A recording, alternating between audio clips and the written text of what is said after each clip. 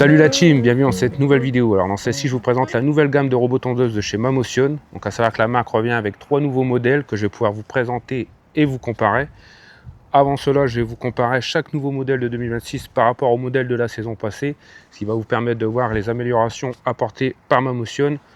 Et pour finir, je vous aiderai à choisir le robot qui correspond à votre budget, à vos besoins, mais surtout à votre terrain. Allez, c'est parti!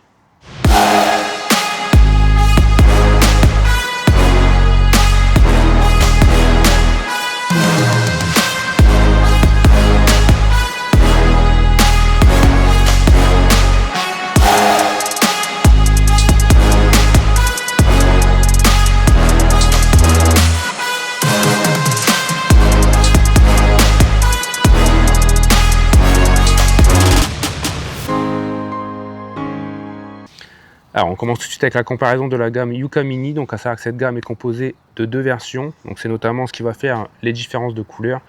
Il y a la première version 800 qui sera grise et la deuxième version 1000 qui sera blanche. Donc ici c'est la version 2025, il s'agit du Yuka Mini 800. Et ici c'est la gamme 2026, il s'agit du Yuka Mini 2000. Alors de mon côté j'ai fait le choix de vous présenter la version 1000 plutôt que la version 800. Car même si les robots se ressemblent assez visuellement, c'est à mon sens celui-ci qui a la nouveauté la plus intéressante, notamment au niveau de la navigation. Donc voilà, donc on va pouvoir commencer à comparer la version 2026 avec la version 2025. Donc je vous invite à venir voir d'un peu plus près. Alors voilà, je vous présente la vue de dessus des 2 robots. Donc comme je vous ai dit tout à l'heure, c'est assez similaire. Donc ici vous avez le panneau de configuration, la hauteur de coupe qui est toujours réglable manuellement sur le nouveau modèle. Donc le bouton stop, les détecteurs de pluie, et donc la grande différence ça va être au niveau de la navigation. Comme je vous ai dit tout à l'heure, vous voyez que celui-ci est équipé d'un dôme que celui-ci ne possède pas. Alors c'est donc ce dôme qui va être la grande nouveauté 2026, donc à savoir que la version 2025 a possédé une navigation NetRTK et double vision. Le modèle 2026 lui possède toujours la double vision, mais il est équipé en plus du lidar 3D 360. Alors c'est exactement ce lidar qui va lui permettre donc de créer une carte en 3D instantanément, et c'est ce qui va lui permettre donc d'éviter de vous faire payer un abonnement. Contrairement au système NetRTK, celui-ci crée la carte instantanément en 3D. Donc à savoir qu'il a une portée donc de 60 mètres, et donc c'est un lidar 360 sur 45 degrés.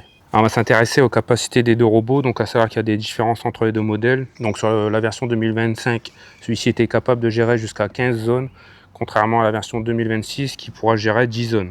Donc comme vous pouvez voir, ça a été revu à la baisse. Personnellement, je pense pas que vous verrez une grande différence, étant donné que 10 zones, c'est déjà énorme à mon sens. Alors il y a également une autre différence entre les 2 robots, ça va être notamment au niveau des pentes maximales. Donc à savoir que celui-ci était indiqué pour des pentes jusqu'à 27 degrés, ce qui correspond à 50%.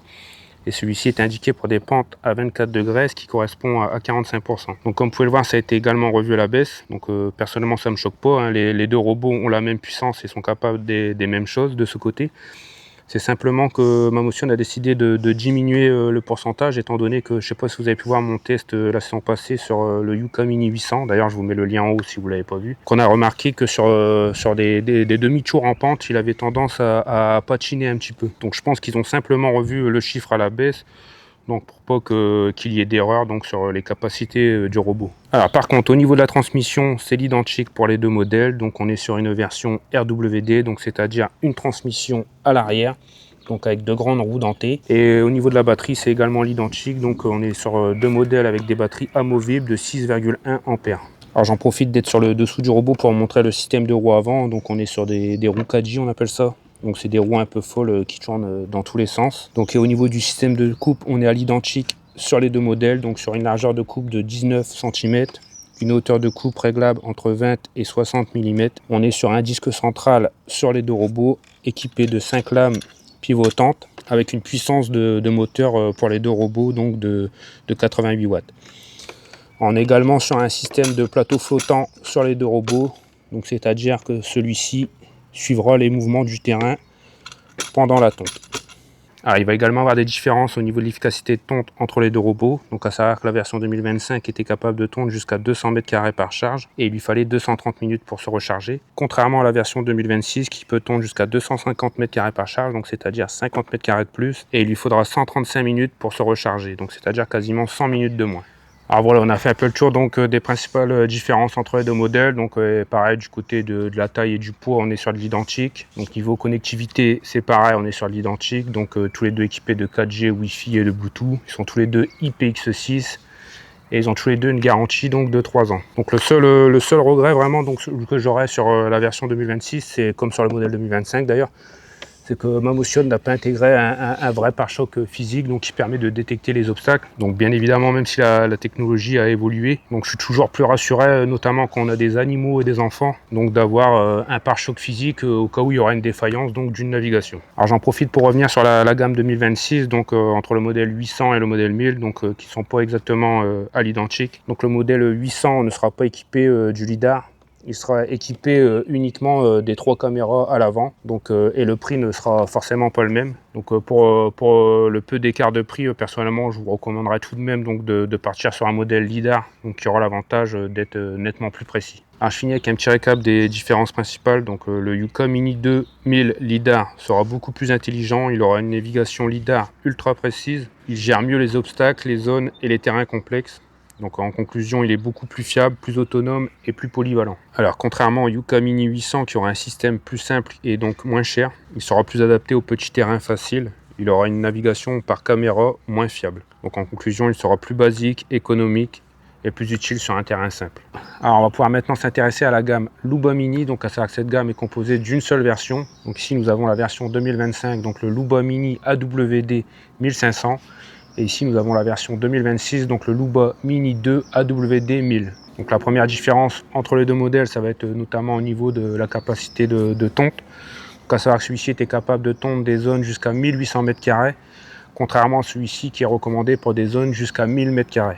Alors pour la vue de dessus concernant les deux modèles, on est quasiment identique, donc notamment avec les deux panneaux de configuration, les boutons d'arrêt d'urgence, les détecteurs de pluie, les caméras. Donc la principale différence sur le dessus, ça va être notamment au niveau donc, de la nouveauté, les deux garde-boue qui ont été ajoutés sur la version 2026, donc pour protéger les suspensions, contrairement à la version 2025, comme vous pouvez voir, qui ne présente aucunement des garde-boue. Donc la deuxième différence, ça va être notamment au niveau du design des poignées. Je ne sais pas si vous pourrez le voir donc, sur la vue de dessus. Ah, il va également y avoir une différence entre les deux modèles, notamment au niveau du positionnement et de la navigation. Donc à savoir que l'ancien modèle est équipé du système NetRTK et de la double vision, tandis que la nouvelle version 2026, elle est toujours équipée de la NetRTK. Par contre, il va y avoir une grosse différence, ça va être au niveau donc, de la caméra. Ici, on est sur une tri-caméra, donc avec un système d'IA beaucoup plus avancé. Alors concernant la capacité des deux robots, il va également y avoir une différence entre les deux modèles, donc notamment au niveau des zones. Donc la version 2025 était capable de gérer jusqu'à 20 zones, contrairement à la gamme 2026 qui, elle, est capable de gérer jusqu'à 10 zones. Donc comme la gamme Yuka Mini, celle-ci a été revue à la baisse, mais pour moi aucun souci, je trouve que 10 zones c'est largement suffisant pour son utilisation. Alors par contre du côté des capacités des pentes maximales, on est identique sur les deux robots, c'est-à-dire 38,6 degrés pour les deux modèles, soit 80%, ce qui est tout de même énorme. Donc bien sûr la principale différence comparée au Yuka Mini, donc ça va être notamment au niveau de la transmission. Ici on est sur un système AWD, donc c'est-à-dire une transmission intégrale, avec deux roues arrière tout-terrain. Et à l'avant, nous sommes donc équipés de deux roues omnidirectionnelles. Nous avons également donc la présence d'amortisseurs, donc qui est très appréciable, notamment étant donné que le robot n'est pas équipé donc d'un système de plateau de coupe flottant. Ici, c'est vraiment les amortisseurs qui vont permettre de s'adapter au terrain. Nous avons également donc la présence des pare-chocs physiques, donc qui va permettre donc de détecter les obstacles au cas où les caméras ne le détecteraient pas. Donc, et au niveau des batteries, on est à l'identique pareil sur les deux robots, donc c'est-à-dire une batterie de 6,1 A. Alors la grande différence entre le modèle 2025 et le modèle 2026, comme vous pouvez le voir, va se situer donc au niveau du système de coupe. Alors concernant le plateau de coupe principal, on est à l'identique sur les deux modèles, donc sur une largeur de coupe de 20 cm. La principale différence, donc ça va être que celui sur le modèle 2026, comme vous pouvez le voir, il est équipé d'une protection sur le dessus, donc certainement pour éviter le bourrage des lames avec le gazon. Donc le modèle 2025 n'en était pas équipé. La hauteur de coupe est également légèrement différente. Donc sur le modèle 2025, la hauteur de coupe était réglable donc, de 20 à 60 mm. Sur la version 2026, on est sur une hauteur de coupe réglable de 20 à 65 mm. Donc c'est-à-dire 5 mm de plus. Alors, la principale différence donc, sur le modèle 2026, donc, comme vous pouvez le voir, c'est l'ajout donc, du coupe-bordure, donc, qui n'était pas présent sur le modèle 2025. Donc étant donné que celui-ci est sur un plateau central, il avait tendance à laisser pas mal de gazon non tondu sur le bord de la pelouse. Ici avec l'apport du coupe-bordure, donc on est sur une largeur de 120 mm avec 6 lames pivotantes. Donc ça va permettre de diminuer grandement donc la présence de gazon non tondu sur les bords du gazon. Donc à savoir que celle-ci par contre n'est pas réglable. Donc on est sur un coupe-bordure fixe à 50 mm. Donc pareil, dommage parce que si on a tendance à couper à 20 mm et que le coupe-bordure lui est réglé à 50 mm d'origine, forcément il y aura toujours une nuance entre le bord et le reste du gazon. Mais bon, c'est tout de même une belle nouveauté, donc qui a le mérite d'exister et qui va permettre de diminuer le gazon non tondu sur le bord du gazon. Alors, et concernant les deux moteurs, on est à l'identique, donc 88 watts sur les deux modèles. Alors, et la dernière différence entre les deux modèles va se situer au niveau de l'efficacité de tonte. Donc à savoir que la version 2025 était capable de tondre 350 m² par charge pour un temps de charge de 200 minutes, contrairement à la version 2026 qui lui est également capable de tondre 350 m² par charge, mais il lui faudra uniquement 150 minutes pour se recharger. Donc c'est-à-dire qu'il a gagné 50 minutes sur la recharge. Alors voilà, on a fait un peu le tour des principales différences concernant les deux. Donc à savoir qu'au niveau de la taille et du poids, on est à l'identique. Donc pareil, au niveau de la connectivité, c'est pareil. Donc tous les deux équipés de 4G, Wi-Fi et de Bluetooth. Donc ils sont tous les deux IPX6 et tous les deux également garantis 3 ans. Alors mon seul regret concernant la version 2026, c'est bien évidemment que Mamotion n'a pas inclus le lidar 360 sur ce modèle. Je pense que bien évidemment le prix n'aurait pas été le même, mais tout de même on peut souligner et on apprécie donc la présence du coupe-bordure qui va permettre de diminuer grandement donc la présence d'herbe sur les contours du jardin. Alors voilà, je vous fais un petit récap donc des différences principales entre les deux modèles. Donc le Luba Mini 2 AWD est forcément plus récent et plus intelligent. Il aura une meilleure détection d'obstacles. Et la grande nouveauté, ça va être donc au niveau, comme vous l'avez vu, du coupe-bordure qui permettra des finitions bien supérieures et plus simples à utiliser. Donc en conclusion, plus intelligent, plus efficace et plus propre sur les bords du gazon et plus moderne. Le Luba Mini AWD 1500, lui, sera plus ancien. Il sera tout de même très bon en terrain difficile. La surface de tonte est un peu plus grande. La technologie est correcte, mais moins avancée. En conclusion, il sera robuste et efficace.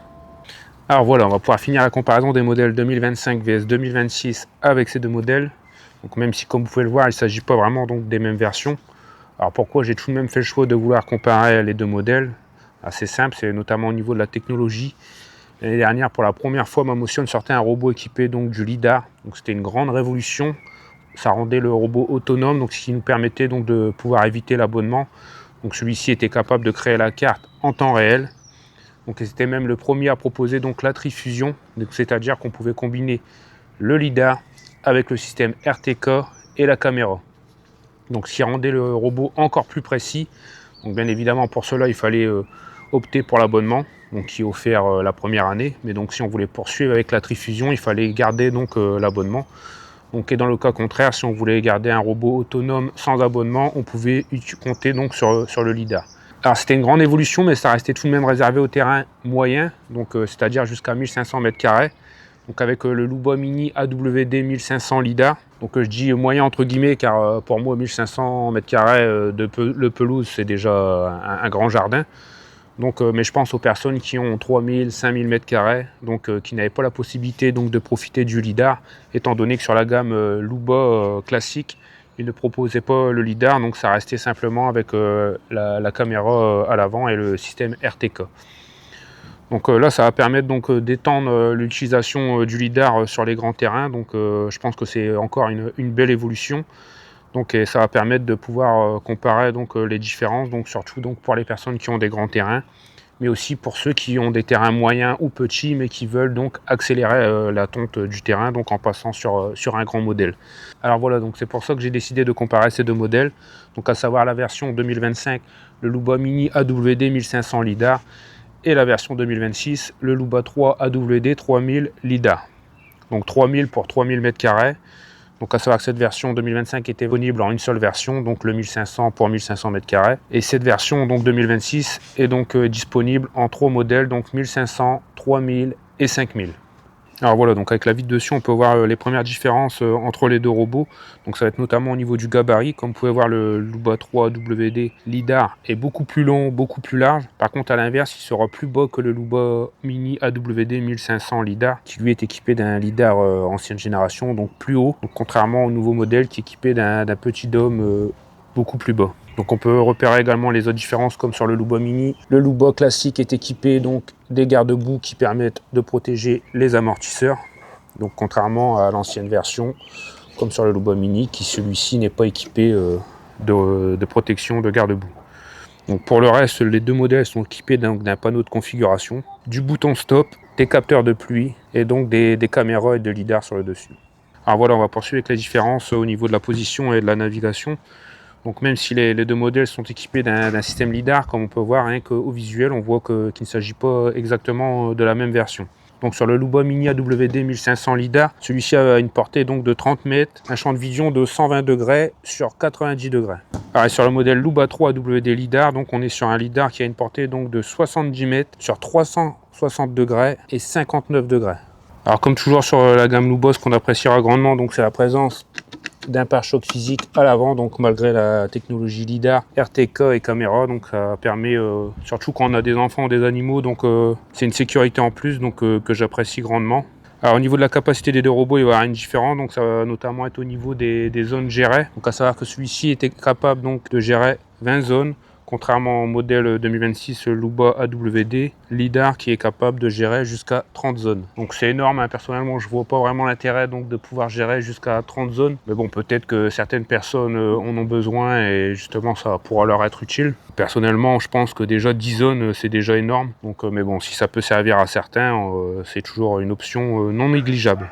Alors pour le reste des capacités, les deux robots sont capables de gérer des pentes maximales identiques, donc c'est-à-dire 38,6 degrés, soit 80%, donc qui est énorme. Donc et tout ça grâce à la transmission intégrale AWD, donc 4 roues motrices, donc comme sur les Luba Mini, donc pour le grand ou le petit, donc on est sur 2 roues arrière tout terrain cranté et à l'avant sur 2 roues omnidirectionnelles.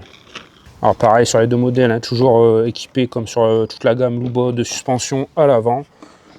Donc, et comme je vous disais, cette année, le nouveau modèle est en plus équipé donc d'une protection pour protéger celle-ci. Au niveau de la batterie, on aura forcément également une différence. Donc le Luba Mini, lui, est équipé d'une batterie de 6,1 ampères, contrairement au Luba classique qui est équipé d'une batterie de 12 ampères. Alors la grande différence, ça va être notamment au niveau du système de coupe. Donc comme vous pouvez le voir, le Luba Mini AWD 1500 lidar est équipé d'un plateau central d'une largeur de coupe de 20 cm avec une hauteur réglable de 20 à 65 mm donc, et de 6 lames pivotantes. Contrairement au Luba 3 AWD lidar qui lui est équipé donc de 2 plateaux de coupe pour une largeur de coupe de 40 cm, donc le double de celui-ci. Donc comme on peut le voir, donc la disposition des plateaux donc, permet également de laisser moins de bord sur les contours du jardin, contrairement au plateau central. La hauteur de coupe est réglable de 25 à 70 mm, donc il permet une tonte un peu moins basse et à l'inverse un peu plus haute. Donc les deux disques sont également équipés de 6 lames pivotantes. Alors grande différence également au niveau de la puissance des moteurs. Donc celui-ci est équipé d'un moteur 88 watts et celui-ci 165 watts. Alors bien évidemment le système de coupe des deux modèles va avoir un impact non négligeable sur l'efficacité de tonte. Donc à savoir que celui-ci est capable de tondre 250 m² par charge avec une charge qui dure jusqu'à 150 minutes et celui-ci est capable de tondre jusqu'à 1500 m² par charge avec une charge qui dure jusqu'à 120 minutes. Donc à savoir qu'il se recharge donc plus rapidement et il a une capacité de tonte beaucoup plus efficace, donc de 1500 m² par charge. Donc ce qui va faire grandement la différence sur les grands terrains, mais également sur les terrains plus petits, donc qui va permettre donc une tonte plus rapide sans éviter les allers-retours à la recharge.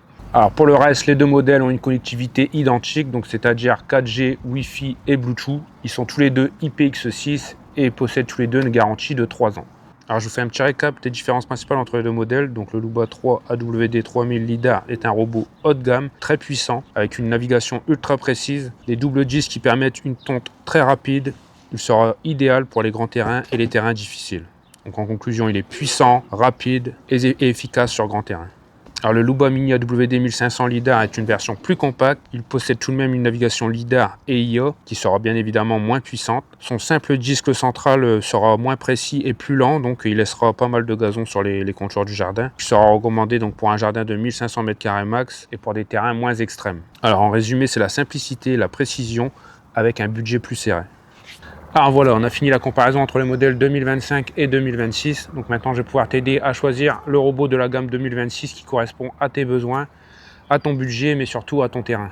Alors la première chose à faire pour choisir votre robot, c'est bien évidemment de regarder la navigation et l'intelligence dont est équipé chaque robot. Donc comme je vous ai dit tout à l'heure, celui-ci est équipé d'un lidar 360 avec une double caméra à intelligence artificielle et d'un système net RTK.